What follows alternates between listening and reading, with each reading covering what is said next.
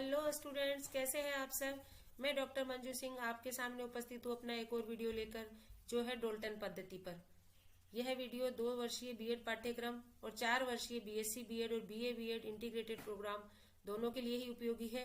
और साथ ही जो कंपटीशन के लिए जो रीट और टेट के एग्जाम होते हैं उनके सिलेबस में भी इसको देखा जा सकता है। तो इस तरह से डोल्टन पद्धति आप सभी जो बीएड के विद्यार्थी हैं उनके लिए उपयोगी है। चलिए आगे चलते हैं और देखते हैं डोल्टन पद्धति है क्या। हेलन पार्क, ये आपको जो दिखाई दे रही है स्लाइड में, ये हेलन पार्क है जिन्होंने इस पद्धति को जन्म दिया। हेलन का खुद का जन्म 8 मार्च 1886 को यूएसए में हुआ था और इनकी मृत्यु 1 जून 1973 को हुई थी। हेलन अमेरिकन शिक्षाविद, लेखक और लेक्चरर थी। यह डोल्टन योजना के प्रवर्तक, द डोल्टन स्कूल की संस्थापक और एबीसी नेटवर्क टेलीविजन नेटवर्क पर चाइल्डहुड विद हेलन पार्क की मेजबान थी।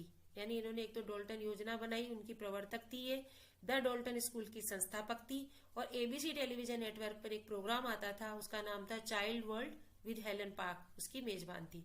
हेलन पार्क ने विस्कॉन्सिन राज्य शिक्षक महाविद्यालय से स्नातक की परीक्षा पास की थी। Doctor Dalton plan Helen parks द्वारा बनाई गई एक शैक्षणिक अवधारणा है। ये 20वीं शताब्दी के अंत में बौद्धिक कन्वेंस से प्रेरित है। मारिया मोंटेसरी और जॉन डीवी जैसे विचारकों ने पार्कहर्स्ट को प्रभावित किया था, जबकि उन्होंने इसी फिर डोल्टन पद्धति बनाई। डोल्टन पद्धति का उद्देश्य इस स्लाइड में आप देख रहे हैं। डोल्टन पद्धति का उद्देश्य, मिस हेलन पार्क का कहना था, जो इसका प्रमुख उद्देश्य है इस पद्धति का, मिस हेलन पार्क ने कहा कि योजना का उद्देश्य बालकों को साधारण कक्षा में मिलने वाली जीवन की परिस्थितियों से बिल्कुल भिन्न परिस्थितियों में रखकर एक नए प्रकार के शैक्षिक समाज को जन्म देना तथा विद्यालय के सामाजिक जीवन का पुनर्संगठन करना। यानी योजना जो है, इसका उद्देश्य बालकों को जो कक्ष में परिस्थितियां मिल रही थी साधारणतया, उन परिस्थितियों से अलग परिस्थितियां उनको विद्यालय में देकर के और एक नए शैक्षिक समाज को जन्म देना इनकी पद्धति का उद्देश्य था। चलिए आगे चलते हैं और देखते हैं इस पद्धति में है क्या। डोल्टन पद्धति, शिक्षा की आधुनिक पद्धतियों में डोल्टन पद्धति का महत्वपूर्ण स्थान है। शिक्षा की इस नई पद्धति को अमेरिका की मिस हेलन पार्कहर्स्ट ने जन्म दिया है। मोंटेसरी के शिक्षा विचारों से अभिभूत होकर यानी प्रभावित होकर अमेरिका निवासी कुमारी हेलन पार्क ने अपने मस्तिष्क की कल्पना को डोल्टन पद्धति के माध्यम से साकार रूप प्रदान किया। यानी जो हेलन पार्क थी वो मोंटेसरी की जो शिक्षा पद्धति थी उससे प्रभावित थी और फिर उसको देखते हुए इन्होंने अपने मस्तिष्क से, अपनी कल्पना से डोल्टन पद्धति को बनाया। इस पद्धति का सर्वप्रथम प्रयोग अमेरिका के डोल्टन नगर में हुआ था।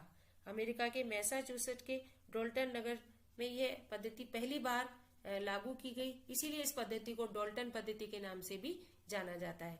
इस पद्धति का पहला विद्यालय सन 1920 में स्थापित हुआ था। 11 और 12 वर्ष की आयु के बालकों के लिए ये पद्धति उपयोगी और सफल मानी जाती है।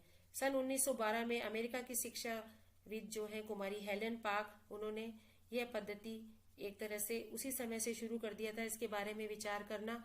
यद्यपि ये योजना उनके मन में पहले से थी, किंतु इसका वास्तविक प्रयोग उन्होंने 1913 और 1913 से 1915 के बीच किया और इसी बीच 1914 से 1918 के बीच में विश्व युद्ध छिड़ गया। तब इन्होंने फिर इस योजना को थोड़े दिन के लिए एक तरफ रख दिया और इस पे काम करना थोड़ा कम कर दिया। बाद में जब 1918 के बाद में विश्व युद्ध से थोड़ी शांति हुई, उसके बाद में मिस पार्क ने फिर से अपनी योजना को एक तरह से इस पे काम करना शुरू किया और विधिवत रूप से सन 1920 में संयुक्त राज्य अमेरिका के मैसाचुसेट्स राज्य के डोल्टन स्थित विद्यालयों में इन्होंने अपनी योजना प्रारंभ की। इसके पश्चात उन्होंने एक बाल विश्वविद्यालय और बाल पाठशाला भी स्थापित की और अपनी डोल्टन प्रयोगशाला योजना का भी इन्होंने व्यवहार में इसको काम में लेना शुरू किया। इस पद्धति के द्वारा शिक्षा देने वाले विद्यालयों में प्रत्येक विषय की एक प्रयोगशाला होती है। इस पद्धति में एक तरह से हम ये कह सकते हैं कि इसको प्रयोगशाला पद्धति भी कहा जाता है। प्रयोगशाला पद्धति क्यों कहते हैं? क्योंकि इसमें जो शिक्षा है विद्यालयों में वो प्रत्येक विषय की प्रयोगशालाओं में दी जाती है। इसमें अनेक विषयों के अध्यापक रहते हैं और बालकों के ऊपर समय का कोई बंधन नहीं होता। बालकों की इच्छा और रुचि को ध्यान में रख करके बालकों को 1 सप्ताह या 1 महीने का कार्य करने को दिया जाता है। जब बालक अपना कार्य पूरा कर लेता है तो उसे आगे का काम मिल जाता है और इस पद्धति में बालक की स्वतंत्रता का विशेष ध्यान रखा जाता है। चलिए आगे चलते हैं और देखते हैं आगे क्या है। कुमारी हेलन पार्क ने लिखा है कि डाल्टन पद्धति एक यांत्रिक व्यवस्था है जिसमें व्यक्तिगत कार्य के सिद्धांत को व्यवहार में लाया जाता है। यह विद्यालयों का सरल और कम खर्चीला पूर्ण संगठन है जहां शिक्षक और छात्र को आर्थिक उपयोगी रूप से कार्य करने का अवसर प्राप्त होता है। क्या कहती है कुमारी हेलन पार्क? कुमारी हेलन पार्क कहती है कि डाल्टन पद्धति एक यांत्रिक व्यवस्था है, यानी जो यंत्रों द्वारा संचालित होती है, यांत्रिक व्यवस्था वह होती है। तो यह एक यांत्रिक व्यवस्था है और इसमें व्यक्तिगत कार्य का सिद्धांत यानी हर छात्र को अपना व्यक्तिगत कार्य दिया जाता है, उसका उत्तरदायित्व उस पर डाला जाता है और उसे वह पूरा करना होता है। तो इसमें व्यक्तिगत कार्य के सिद्धांत को व्यवहार में लाया जाता है। ये विद्यालयों का सरल और कम खर्चीला पूर्ण संगठन है और यहाँ पर शिक्षक और छात्र दोनों ही एक तरह से काम करते हैं, आर्थिक रूप से वो उपयोगी साबित होते हैं। इस प्रकार डाल्टन योजना एक प्रकार का समझौता है जिसके अनुसार बालक को एक निश्चित समय अवधि में कार्य को परिणाम देना होता है, यानी एक निश्चित समय बालक को दिया जाता है और उस समय में उसको अपना कार्य पूरा करना होता है। कार्य करने के लिए उसे सभी प्रकार की सुविधाएं उपलब्ध कराई जाती है एवं पूर्ण स्वतंत्रता प्रदान की जाती है, यानी सुविधाएं तो पूरी दी जाती है और फिर कार्य के लिए वो स्वतंत्र होता है। कार्य करने हेतु तो स्वयं या शिक्षकों से परामर्श लेकर विभिन्न साधनों विधियों को प्रयोग में लाता है। जो वो प्रयोगशालाएं स्थापित की गई है उनमें छात्र जाता है और वहां पर जो उसके विषय से संबंधित साधन उपलब्ध है और विभिन्न प्रकार की जो विधियां काम में लाई जाती है उनका प्रयोग करके बालक अपना काम पूरा करता है। डाल्टन पद्धति विद्यालय कार्य को संगठित रूप प्रदान करने की एक विधि है जिसमें बालक स्वयं एक उद्देश्यपूर्ण प्रक्रियाओं में लगा रहता है, यानी बालक के सामने एक उद्देश्य रख दिया जाता है कि उसको ये काम इस उद्देश्य से करना है और इतने समय में करना है, तो बालक अपनी जिम्मेदारी से उस कार्य को पूरा करता है। इस प्रकार हम इन 2 लाइनों में इसका अर्थ देखेंगे कि डाल्टन का तात्पर्य उस पद्धति से है जिसमें बालकों को उनकी रुचि, उनकी इच्छा के अनुकूल कार्यों को सुविधा युक्त प्रयोगशालाओं में दिए गए समय में पूरा करते हुए अपने व्यक्तित्व का उत्तरदायित्वपूर्ण समुचित विकास करने का अवसर प्राप्त होता है। इन 2 लाइनों में हम जो पूरी डाल्टन पद्धति है उसको समझ सकते हैं कि डाल्टन पद्धति वह पद्धति है जिसमें बालकों को जो कार्य दिया जाता है वह उनकी रुचि और इच्छाओं के अनुकूल होता है, उनको पूरी सुविधाएं दी जाती है प्रयोगशालाएं में, उनको समय दिया जाता है उस काम को पूरा करने के लिए और उनके व्यक्तित्व में एक तरह से उनके उत्तरदायित्व उन पर डाला जाता है और उनके व्यक्तित्व को उत्तरदायित्वपूर्ण बनाने का कोशिश किया जाता है। और इस तरह से व्यक्ति जो है या छात्र जो है वो अपने उत्तरदायित्वपूर्ण जो उनका विकास होता है उसका अवसर उनको पूरा यहाँ पर मिलता है, क्योंकि उन पे जिम्मेदारी डाल दी जाती है और वो अपनी जिम्मेदारी को पूरा करने के लिए बाध्य होते हैं। तो आगे चलते हैं और देखते हैं आगे क्या। अब आता है डाल्टन पद्धति के गुण या विशेषताएं। गुण या विशेषताओं की बात करते हैं तो मैंने पहले भी बताया था छात्रों की चाहे गुण की बात हो, चाहे विशेषताओं की बात हो, चाहे हम उद्देश्यों की बात करें तो कुल मिलाकर वो एक ही तरह के पॉइंट्स होते हैं। तो यहाँ पर हम गुण और विशेषताएं देखने जा रहे हैं। पहला जो इसमें आता है कि योग्यता अनुसार प्रगति का अवसर। इस पद्धति का प्रमुख गुण यह है कि इसमें प्रत्येक बालक को उसकी योग्यता, उसकी रुचि, उसकी शक्ति तथा उसकी गति के अनुसार शिक्षा प्राप्त करने की स्वतंत्रता होती है। यानी हर बालक की अपनी अपनी योग्यताएं होती है, इसलिए जैसी जिस बालक की योग्यता और रुचि होती है, क्षमता होती है, उसके अनुसार उसको कार्य करने का अवसर दिया जाता है। दूसरा इसमें आता है कि कार्य की निरंतरता, यानी इस पद्धति के अनुसार ज्ञानार्जन का कार्य निरंतर होता रहता है, उसका क्रम कभी भंग नहीं होता। यानी ज्ञान लेने का जो काम है या ज्ञान अर्जित करने का जो काम है वो लगातार चलता रहता है। यदि विद्यार्थी किसी कारण से विद्यालय में उपस्थित नहीं रह पाता तो वह अपनी कमी को, अपने पिछड़े कार्य को स्वयं प्रयत्न करके पूरा करता है। उसमें किसी विद्यार्थी का कार्य अन्य विद्यार्थी पर निर्भर नहीं होता।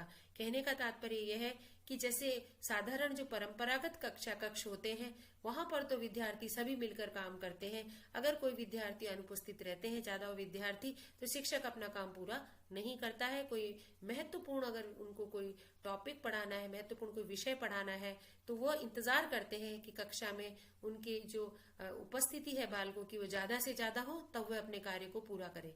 लेकिन यहाँ पर विद्यार्थी किसी कारण से विद्यालय में अगर उपस्थित नहीं रह पाता है तो अपनी कमी को, अपने पिछड़े कार्य को वो स्वयं ही पूरा करता है। उस पिछड़े हुए कार्य को करने की उसकी स्वयं की जिम्मेदारी होती है। उसमें किसी और विद्यार्थी का कार्य एक अन्य विद्यार्थी पर निर्भर नहीं होता है और इससे सभी विद्यार्थियों का जो कार्य है वो सफल नहीं करता है। सभी विद्यार्थी अपना काम करते रहते हैं और जो एब्सेंट रहा है, जो अनुपस्थित रहा है, उसको अपना कार्य खुद को करना पड़ता है। तो कार्य की जो निरंतरता है वो चलती रहती है, कार्य की जो गति है उसमें कोई बाधा उत्पन्न नहीं होती। अगला बिंदु पर चलते हैं और अगला बिंदु है समय का सदुपयोग।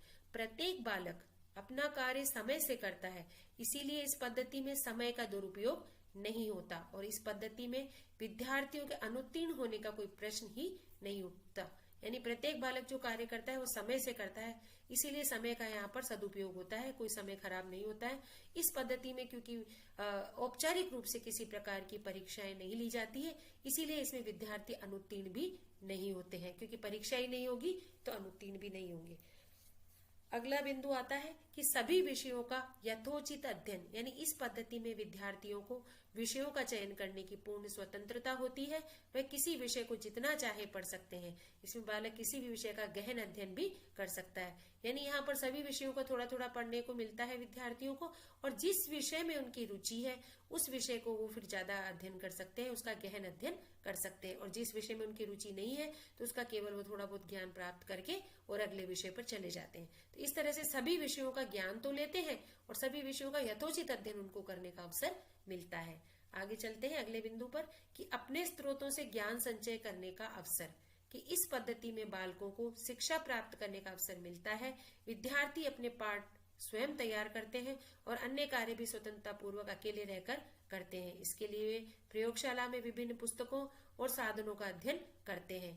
अपने स्रोत यानी अपने साधन से ज्ञान संचय करने का उनको अवसर मिलता है। बालक जो भी पढ़ते हैं, अपनी शिक्षा प्राप्त करते हैं, उनके पाठ वो स्वयं ही तैयार करते हैं। चलिए और आगे देखते हैं कि और कौन कौन से गुण और विशेषताएं हैं।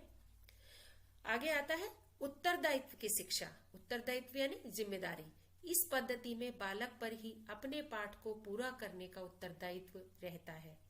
यानी बालक के ऊपर जिम्मेदारी डाल दी जाती है, उसको अपना पाठ पूरा करना पड़ता है। उसको पूरे 1 साल का, फिर 1 महीने का और फिर हर हफ्ते का काम सौंप दिया जाता है। जब उस पर इस तरह की जिम्मेदारी या उत्तरदायित्व डाला जाता है तो बालक खुद जिम्मेदार हो जाता है और अपने कार्य को स्वयं पूरे अपनी क्षमता लगा करके उसको पूरा करने की कोशिश करता है। वे अपने ठेके को पूरा करने के लिए विभिन्न विषयों एवं उपभागों को पढ़ते हैं और अपनी योग्यता अनुसार आगे बढ़ते हैं। यानी जो स्टूडेंट्स हैं उनको पूरे साल के जो उनके पाठ हैं उसका ठेका दे दिया जाता है।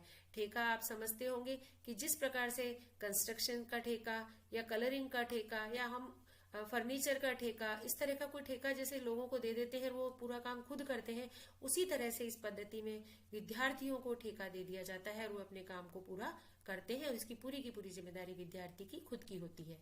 अगले बिंदु पर चलते हैं कि शिक्षक एवं विद्यार्थी का परस्पर संबंध। इस पद्धति में शिक्षकों और विद्यार्थियों का पारस्परिक संबंध बड़ा मधुर रहता है। इसमें शिक्षक विद्यार्थियों को योग्यता अनुसार प्रगति का अवसर देते हैं और विद्यार्थी भी बिना किसी डर या संकोच के शिक्षकों की आवश्यक सहायता लेते रहते हैं। कहने का मतलब यह है कि इस पद्धति के अंदर जो शिक्षक है और विद्यार्थी है उनका संबंध बहुत मधुर रहता है।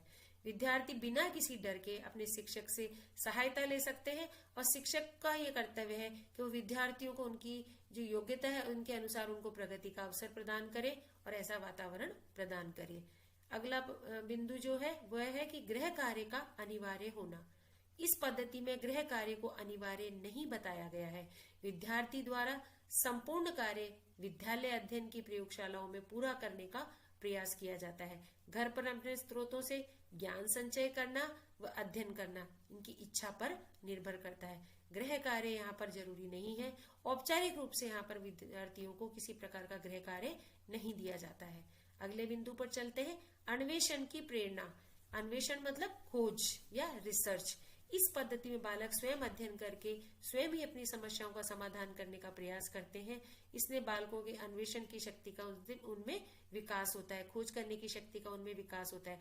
क्यों? क्योंकि बालक स्वयं अपनी पढ़ाई करता है, अपनी शिक्षा प्राप्त करता है, उसके सामने जो समस्याएं आती है उनका समाधान करता है, और इस तरह से जब उनके सामने समस्याएं आती हैं तो वो उन समस्याओं को एक तरह से समाधान करने के लिए नई नई खोज करते हैं, नई नई आविष्कार करते हैं और उस काम में लगे रहते हैं, तो उनकी अन्वेषण शक्ति है उसका विकास हो जाता है। अगले बिंदु पर चलते हैं, कक्षा शिक्षण व व्यक्तिक शिक्षण में समन्वय। यानी इस पद्धति में कक्षा शिक्षण और व्यक्तिक शिक्षण, कक्षा शिक्षण क्या है? जो कक्षा में करवाया जाता है, और व्यक्तिक शिक्षण क्या है? जो व्यक्ति स्वयं करता है, छात्र स्वयं करता है। उन दोनों में समन्वय स्थापित किया जाता है। समन्वय किस प्रकार से कि कक्षा शिक्षण का जो काम है वो तो यहाँ पर इस पद्धति में सेमिनार और कार्यशालाएं आयोजित की जाती है, उसमें पूरी कक्षा को बैठा करके समझाया जाता है और उनसे उनकी समस्याएं पूछी जाती है। तो इस तरह से कक्षा शिक्षण का काम पूरा हो जाता है। और व्यक्तिक शिक्षण की बात है तो उसमें छात्रों को व्यक्तिगत तौर पर काम दे दिया जाता है शिक्षा का, और वह उसको पूरा कर लेते हैं, तो वो व्यक्तिक शिक्षण होता है। इस तरह से यहाँ पर कक्षा शिक्षण भी करवाया जाता है और व्यक्तिक शिक्षण भी उन्हें अवसर मिलते हैं। तो इस तरह से इस पद्धति में व्यक्तिक शिक्षण और कक्षा शिक्षण में समन्वय स्थापित करने की कोशिश की जाती है। चलिए अगले स्लाइड पर और आगे चलते हैं और देखते क्या है। पारस्परिक सहायता देने का अवसर। अगला बिंदु है पारस्परिक सहायता देने का अवसर। इस पद्धति में सम्मेलनों तथा विचार विमर्श सभाओं को बहुत अधिक महत्व दिया जाता है। इससे बालक एक साथ बैठकर एक दूसरे की समस्याओं का समाधान करते हैं और एक दूसरे को उचित सुझाव देते हैं। इस प्रकार इस पद्धति में बालकों को पारस्परिक सहायता देने का अवसर प्राप्त हो जाता है। कहने का तात्पर्य यह है कि यहाँ पर जो सम्मेलन और विचार विमर्श सभाएं आयोजित की जाती है उनमें एक साथ सभी लोग बैठते हैं, बालक भी बैठते हैं सारे और उनके शिक्षक भी बैठते हैं, और एक दूसरे के पास बैठ करके अपनी समस्याओं का समाधान बालक आपस में भी करते हैं और शिक्षकों से भी इस संबंध में परामर्श लेते हैं और एक दूसरे को उचित सुझाव भी देते हैं। इस प्रकार इस पद्धति में पारस्परिक सहायता देने का अवसर प्राप्त हो जाता है। अगले बिंदु पर चलते हैं, ग्राफ रिकॉर्डों का महत्व। इस पद्धति में ग्राफ रिकॉर्ड रखने की व्यवस्था है। ग्राफ आप जानते होंगे बच्चों कि जिस प्रकार से जो भी उन्नति या जो भी परिवर्तन आ रहा है उसके हिसाब से ग्राफ के द्वारा उसको दिखाया जाता है। अगर कोई किसी हफ्ते में बच्चे काम ज्यादा कर लेते हैं तो उनका ग्राफ ऊपर पहुंच जाता है, किसी हफ्ते में काम कम करते हैं तो ग्राफ नीचे आ जाता है। जिस तरह से आपने देखा होगा कि शेयर मार्केट में या और भी अन्य जगहों पर ग्राफ का उपयोग किया जाता है, जिससे विद्यार्थी की प्रगति को मापा जाता है। इस पद्धति में ग्राफ के द्वारा विद्यार्थी की प्रगति को मापा जाता है। इन दिनों में विद्यालयों में के कार्यों एवं समन्वय के सदुपयोग आदि का लेखा जोखा रहता है और इसके द्वारा विद्यार्थियों को प्रेरणा भी मिलती रहती है। विद्यार्थियों को पता चलता रहता है कि उन्होंने किस तरह का काम किया है, किस हफ्ते में उन्होंने कितना काम किया है, किस हफ्ते में उन्होंने कम काम किया है, किस हफ्ते में उन्होंने ज्यादा काम किया है। ग्राफ रिकॉर्डों का इसलिए महत्व है क्योंकि इसके द्वारा विद्यार्थी अपनी प्रगति को देखता रहता है। अगले बिंदु पर चलते हैं और अगला बिंदु है कक्षा शिक्षण और परीक्षा प्रणाली के दोषों से मुक्त। यानी जो परंपरागत तरीके से कक्षा शिक्षण करवाया जा रहा था और परंपरागत तरीके से जो प्रणाली थी परीक्षा प्रणाली, उन दोनों के जो दोष थे इसमें इस पद्धति में उन दोषों को दूर कर दिया जाता है, क्योंकि ये दोनों ही काम जो है इस पद्धति में नहीं होते हैं। यह पद्धति कक्षा शिक्षण के दोषों से मुक्त है क्योंकि इसमें बालक की व्यक्तिगत भिन्नता पर काफी ध्यान दिया जाता है।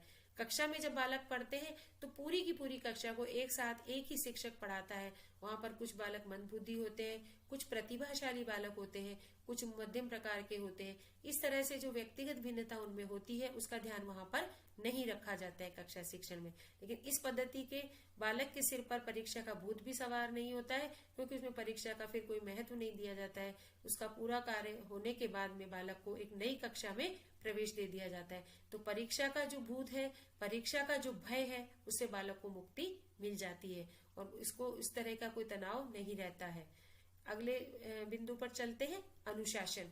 अनुशासन की समस्या का समाधान कार्य करने के लिए पूर्ण रूप से स्वतंत्र होने और रुचिपूर्ण कार्य करने के कारण बालकों के मन की भावनाओं का दमन नहीं होता और उनमें अनुशासनहीनता उत्पन्न करने के लिए तनिक भी प्रेरणा नहीं मिलती। इस पद्धति में बालक पर विश्वास भी किया जाता है।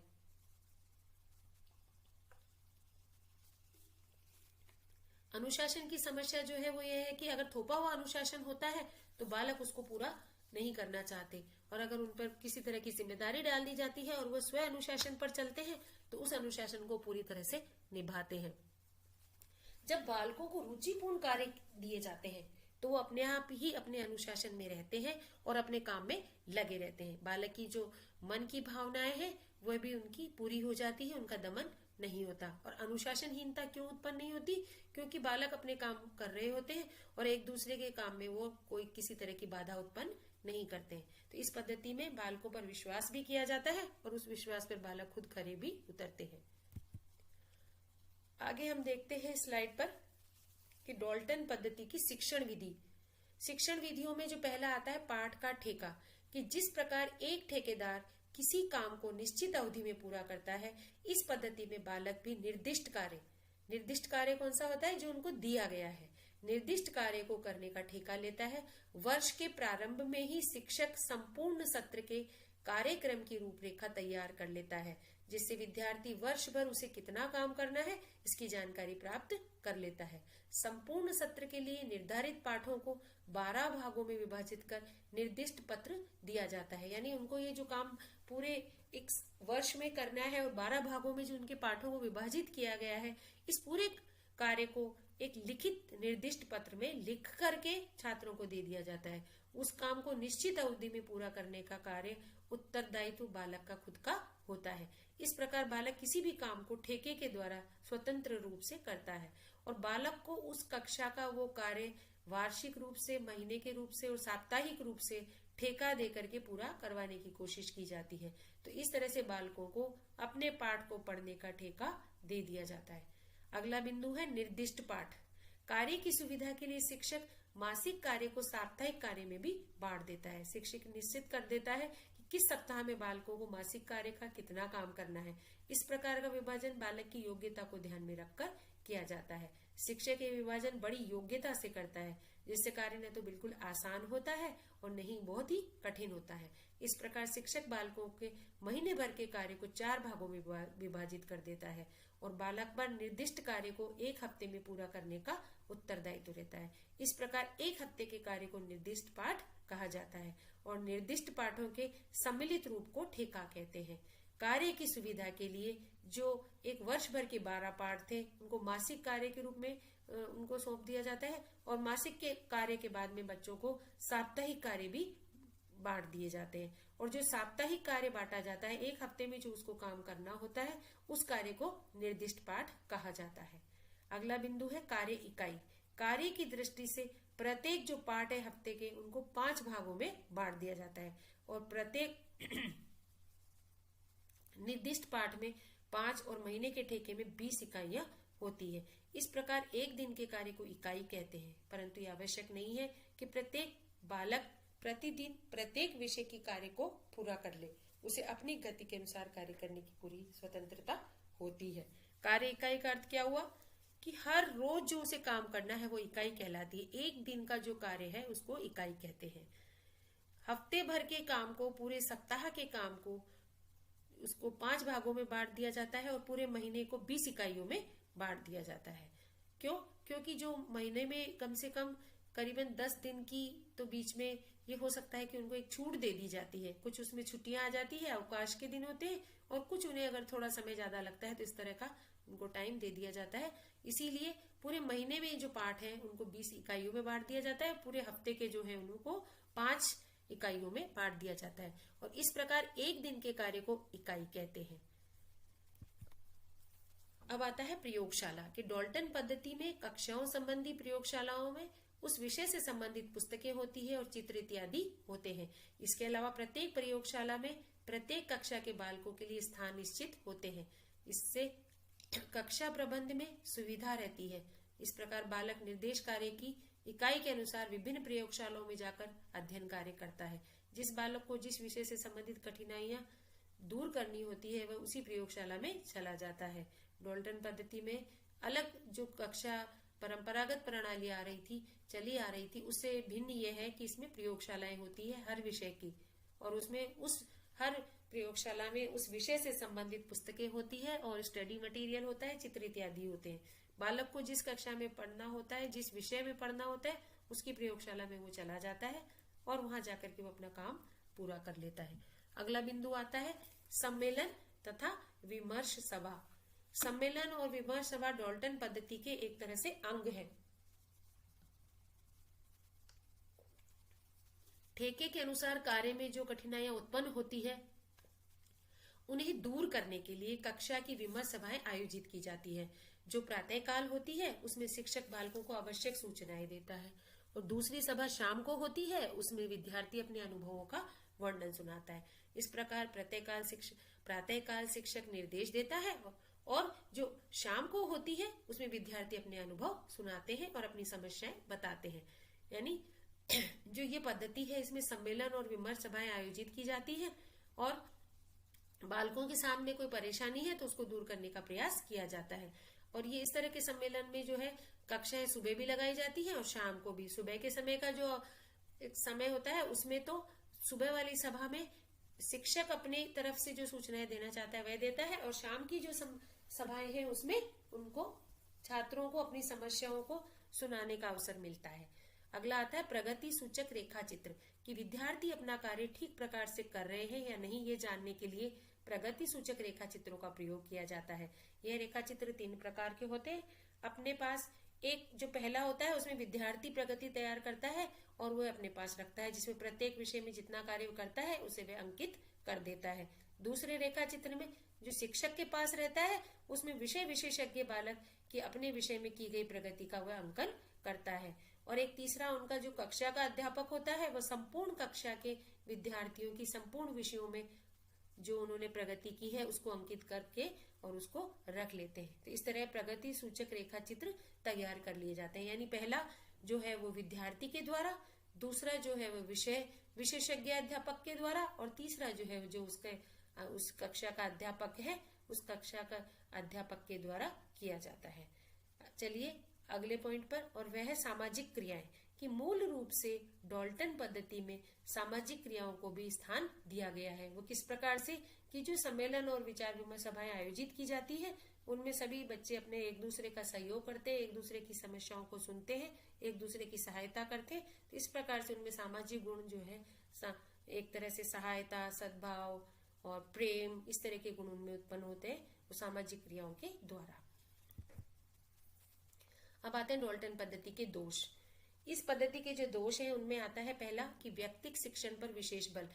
इस पद्धति में व्यक्तिक शिक्षण पर विशेष बल दिया जाता है। सामूहिक शिक्षण इसमें एक तरह से नगण्य होता है या गौण होता है। कभी कभी महीने में जो सभाएं आयोजित की जाती है तभी सामूहिक रूप से बच्चे बैठते हैं और अपना विचार विमर्श करते हैं। बाकी जो पूरा काम है पढ़ाई का, शिक्षा का, वो व्यक्तिक तौर पर करते हैं। यहाँ पर व्यक्तिक शिक्षण पर विशेष बल दिया जाता है। दूसरा आता है शिक्षकों की स्वतंत्रता पर प्रतिबंध। इस पद्धति में जो पूरी की पूरी गाइडलाइन है उनको शिक्षकों को पहले से दे दी जाती है। शिक्षक यहाँ पर बिल्कुल भी स्वतंत्र नहीं है। अगर शिक्षक अपने तरीके से कुछ काम करवाना चाहता है तो वो बिल्कुल भी नहीं करवा सकता है। उसे तो उन बंधनों में बंधा रहना होता है और उन नियमों के अनुसार ही वो अपना काम करवाता है। शिक्षकों के प्रभाव में कमी। इस पद्धति में शिक्षकों के प्रभाव में कमी इसलिए कहते हैं क्योंकि शिक्षक खुद अध्ययन करवाता ही नहीं है। शिक्षक का काम सिर्फ एक काम को संभालना और एक गाइड की तरह होता है। तो शिक्षक का प्रभाव जो है इतना बच्चों पर नहीं पड़ पाता है। योग्य एवं प्रशिक्षित शिक्षकों का अभाव। इसमें जो बच्चों की रुचि, उनकी योग्यता के अनुसार जो उनको काम देना है ये बहुत ही मुश्किल काम है। मनोविज्ञान की दृष्टि से अगर देखा जाए तो छात्रों को उनकी योग्यता और उनकी क्षमता के अनुसार जो काम दिया जा रहा है उसके लिए बहुत ही योग्य और प्रशिक्षित शिक्षकों की आवश्यकता होती है। अगर वो शिक्षक नहीं मिलते हैं तो फिर उस काम को देने में परेशानी आती है। और जो हमारे प्रचलित जो शिक्षक प्रशिक्षण महाविद्यालय हैं उनमें इस तरह के प्रशिक्षण देने की कोई व्यवस्था शिक्षकों के लिए नहीं है। अगला आता है सामूहिक शिक्षा का अभाव। इस पद्धति में सामूहिक शिक्षा नहीं दी जाती है। कक्षा शिक्षण जो करवाया जाता है परंपरागत तरीके से उसके इसमें अभाव होता है। कभी कभी बच्चे आपस में मिलते हैं और समूह में कोई काम करते हैं, नहीं तो व्यक्तिगत तौर पर ही सभी बच्चे काम करते रहते हैं। इसमें उत्तम पुस्तकों का अभाव। पूरी की पूरी ये शिक्षा पद्धति पुस्तकों पर निर्भर करती है और इसमें उत्तम पुस्तकों का अभाव होता है और इस अभाव में बच्चे अपना काम पूरा ठीक ढंग से नहीं कर पाते क्योंकि विद्यार्थी शिक्षक से तो पढ़ता नहीं है, पुस्तकों पर ही पूरी तरह से निर्भर होता है और जब पुस्तकें अच्छी नहीं होती है तो फिर उनको पढ़ने में दिक्कत आती है। अगला आता है विषयों में समन्वय का अभाव। इस पद्धति में जो विषय है पढ़ाए जाते हैं उनमें समन्वय का अभाव होता है, क्योंकि हर प्रयोगशाला में जाकर विद्यार्थी पढ़ता है और जो विषय के अध्यापक है वो आपस में इतना बात नहीं करते हैं और इतने विषय को समन्वय का यहाँ पर स्थान नहीं दिया जाता है। अनैतिक कार्य होने की आशंका। इस पद्धति में अनैतिक कार्य इस प्रकार से हो सकते हैं कि छात्र एक दूसरे की नकल कर सकते हैं। पिछले साल अगले साल जो विद्यार्थी चले गए हैं उनके कार्य को देख करके उसमें से देख सकते हैं, या एक दूसरे के कार्य की नकल कर सकते हैं और अपने जो काम है उसको वो ठीक ढंग से नहीं करते हैं तो वो अनैतिक कार्य कहलाते हैं। इस प्रकार के कार्य होने की इसमें आशंका रहती है। आगे आता है पाठांतर क्रियाओं का अभाव। पाठांतर क्रियाएं क्या है? विद्यार्थियों को विद्यालय से बाहर जो भी क्रियाएं कराई जाती है, जैसे शैक्षिक भ्रमण है या कुछ उनके द्वारा कोई मुख्य अवलोकन है, इस तरह के लिए, या जैसे पाठ्य सहयोगी क्रियाएं हैं पाठ्यक्रम, तो इस तरह की क्रियाओं के लिए यहाँ पर कोई एक स्थान नहीं है। इस पाठ्यक्रम में इस प्रकार का कोई कार्यक्रम नहीं करवाया जाता है, तो इसका इसमें अभाव होता है। अगला आता है पुस्तक पर निर्भरता का भय। जब शिक्षक विद्यार्थी को नहीं पढ़ाते हैं तो विद्यार्थी पूरे के पूरे पुस्तकों पर निर्भर हो जाते हैं और अपना काम उसी से करते हैं, तो इसलिए उन पर उनकी निर्भरता बढ़ जाती है। फिर आता है दोषपूर्ण परीक्षा प्रणाली। यहाँ पर कोई औपचारिक रूप से परीक्षा प्रणाली तो होती नहीं है और सिर्फ जो विद्यार्थी के काम का लेखा जोखा है उसको देखकर ही उसको अगली कक्षा में प्रमोट कर दिया जाता है, अगली कक्षा में उसको भेज दिया जाता है। तो इस तरह से यहाँ पर जो परीक्षा प्रणाली चलती है वह दोषपूर्ण है। डॉल्टन पद्धति के सिद्धांत। इसमें आता है पहला, बाल केंद्रित शिक्षा। डॉल्टन पद्धति में बालकों को प्रमुखता दी जाती है, शिक्षक का स्थान महत्वहीन होता है। शिक्षक बालक को ज्ञानार्जन के लिए बाध्य नहीं करता है वरन उसे स्वेच्छा से ज्ञानार्जन के लिए प्रोत्साहित करता है। शिक्षक को उसकी शिक्षा में सहायता देने वाला एक सहायक समझा गया है। बालक का मनोवैज्ञानिक अध्ययन करके बालक को उसकी योग्यता के अनुसार उसे सीखने के लिए आवश्यक सामग्री उठाता है। डॉल्टन पद्धति में बालक को एक तरह से प्रमुखता दी जाती है जो कि परंपरागत पद्धतियों में नहीं थी। पूरी की पूरी जो शिक्षा पद्धति है वो बालक के चारों तरफ घूमती है और इसमें बाल केंद्रीय शिक्षा दी जाती है। दूसरा आता है स्व शिक्षा का सिद्धांत। इस पद्धति में शिक्षक के निर्देशन के बिना भी छात्र शिक्षा प्राप्त करते हैं, क्योंकि शिक्षक का कार्य तो यहाँ पर सिर्फ बंटवारा करना है। बालक स्वाध्याय के माध्यम से ही अपना ज्ञान प्राप्त करता है, इसीलिए इसे स्व शिक्षा का सिद्धांत भी कहते हैं। अगला आता है स्वतंत्रता का सिद्धांत। डॉल्टन पद्धति स्वतंत्रता का समर्थन करती है, अतः व्यक्तित्व विकास के लिए बालक को पूर्ण स्वतंत्रता प्रदान की जाती है। उस पर समय सारणी, शिक्षक, कक्षा नियम आदि का कोई बंधन नहीं रहता है। उसे अपनी आंतरिक प्रवृत्ति के अनुसार पूर्ण कार्य करने की स्वतंत्रता रहती है, यानी पूरी की पूरी यहाँ पर स्वतंत्रता होती है। व्यक्तित्व के विकास की यहाँ पर बात की जाती है। बालकों को किसी प्रकार के शिक्षक, कक्षा नियम आदि में बांधा नहीं जाता है। बालक अपनी आंतरिक प्रवृत्ति है, जो उसके अंदर गुण है, जो विद्यमान है, जो उसे ईश्वर प्रदत्त है, प्राकृतिक तौर पे जो उसमें गुण है उन्हीं के अनुसार कार्य करता है और इस प्रकार की उसको स्वतंत्रता रहती है। अगला आता है रुचि का सिद्धांत। रुचि के अभाव में किया गया कार्य विकास पथ पर अग्रसर नहीं होता है। इस पद्धति में बालक की रुचि की ओर विशेष ध्यान नहीं रखा इस पद्धति में बालक की रुचि की ओर विशेष ध्यान रखा जाता है। यदि उसे किसी विषय में अरुचि है तो उसके कारणों को जान करके उनको दूर करने का प्रयास किया जाता है। इस पद्धति में बालक की रुचि को ध्यान में रखा जाता है। अगर वो कोई विषय नहीं पढ़ना चाहता है, उसमें अरुचि दिखा रहा है, तो उसके कारणों को जानने का भी प्रयास किया जाता है और उन्हें दूर करने की कोशिश की जाती है। अगला आता है व्यक्तिगत कार्य का सिद्धांत। इस पद्धति में व्यक्तिगत विभिन्नता के सिद्धांतों पर बहुत जोर दिया गया है। इनका मानना है कि कोई भी दो बालक एक समान नहीं होते, अतः बालकों को कार्य उनकी रुचि, उनकी क्षमता और आवश्यकता के अनुसार दिया जाना चाहिए। बालक कैसा काम करेगा, कितना काम करेगा, ये उसकी खुद की कार्य क्षमता पर निर्भर करता है, क्योंकि ये जो पद्धति है ये व्यक्तिगत कार्य के सिद्धांत पर आधारित है। आगे आता है चरित्र निर्माण का सिद्धांत।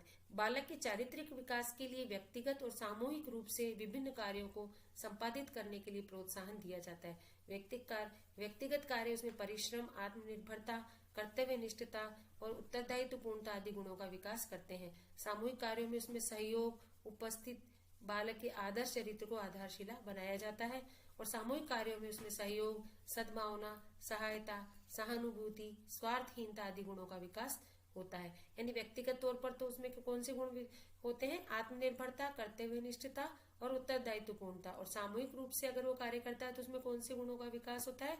सहयोग, सद्भावना, सहायता और सहानुभूति और स्वार्थहीनता। इस तरह से पूरे के पूरे बालक के चरित्र निर्माण की इस पद्धति में कोशिश की जाती है। अगला आता है आत्म अनुशासन का सिद्धांत। यहाँ बालक को कार्य करने की संपूर्ण स्वतंत्रता प्रदान की गई है। वहाँ साथ ही साथ कुछ उत्तरदायित्व निभाने की बात भी की गई है। इस योजना के अंतर्गत बालक अपने उत्तरदायित्व को निभाने और कार्य को संपन्न करने में इतने व्यस्त रहते हैं कि अन्य बालकों की स्वतंत्रता में किसी प्रकार की बाधा उत्पन्न करने का समय उनको नहीं मिलता। इस कारण विद्यालय में अनुशासन बना रहता है। यानी छात्र जो काम कर रहे होते हैं उसमें वो अपने काम में इतने व्यस्त रहते हैं कि एक दूसरे में कोई बाधा नहीं पहुंचाते हैं और सब अपना अपना काम करते रहते हैं। और इस प्रकार से जो अनुशासन है वो अपने आप ही बने रहता है।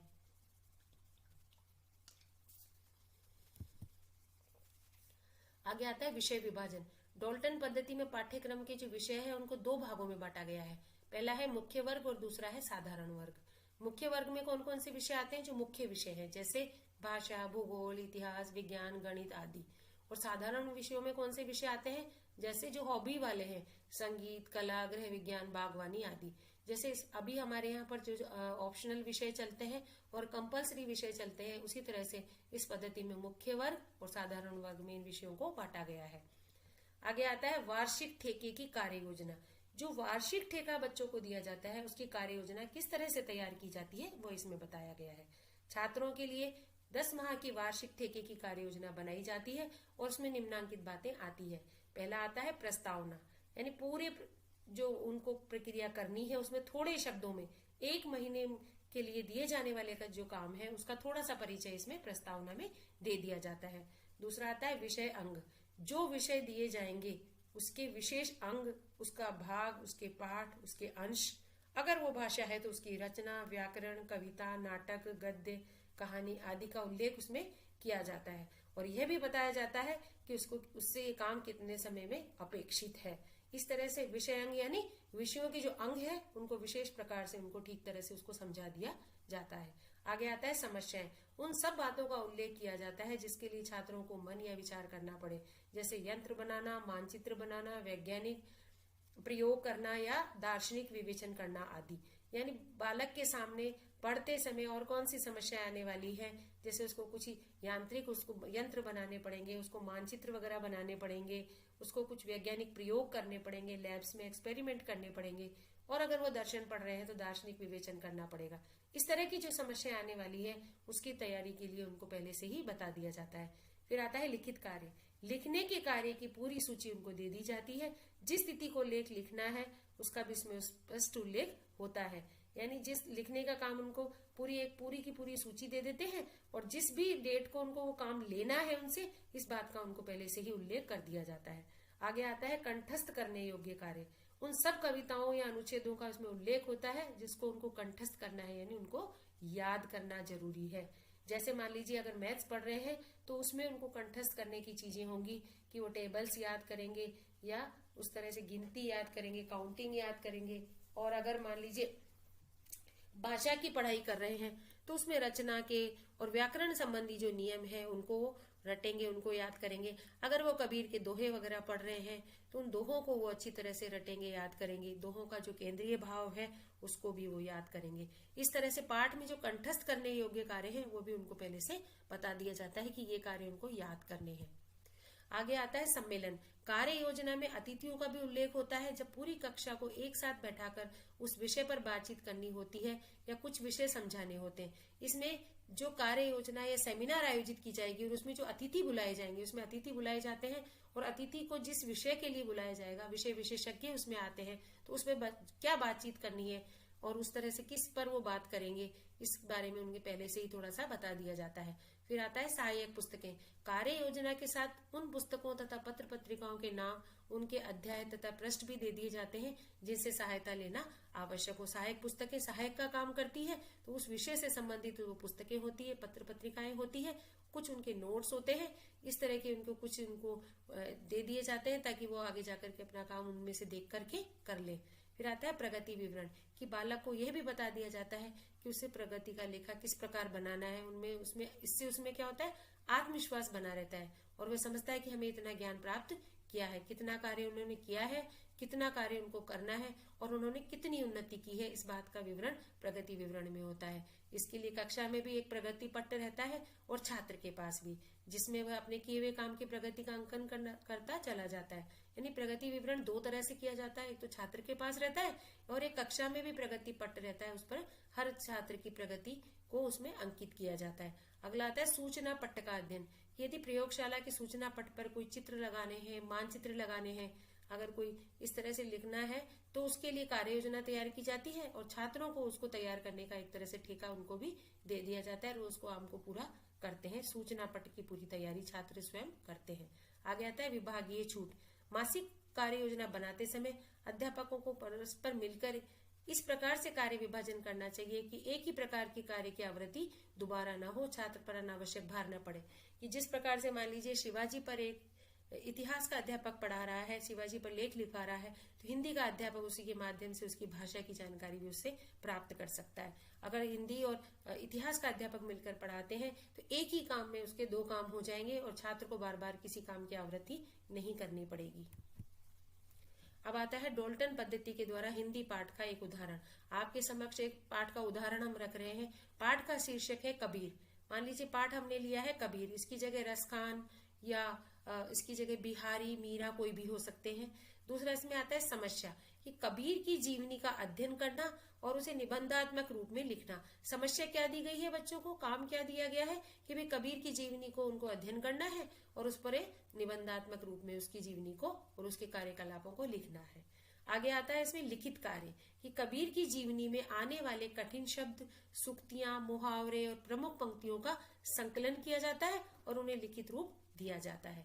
कबीर की जीवनी से संबंधित क्या लिखेंगे अगर भाषा का पाठ चल रहा है तो जो कठिन शब्द हैं, सुक्तियां हैं, मुहावरे हैं या कोई प्रमुख पंक्तियां जो बहुत जरूरी है, इंपॉर्टेंट पंक्तियां हैं, उनका संकलन उसमें लिखित रूप दिया जाता है। कंठस्थ करने योग्य बातें क्या है कबीर के पाठ में, कि कबीर के दोहों को कंठस्थ करना, उन्हें याद करना, कठिन शब्दों का जो अर्थ है उनको जानना और उसके भावार्थ को भी याद करना या समझना।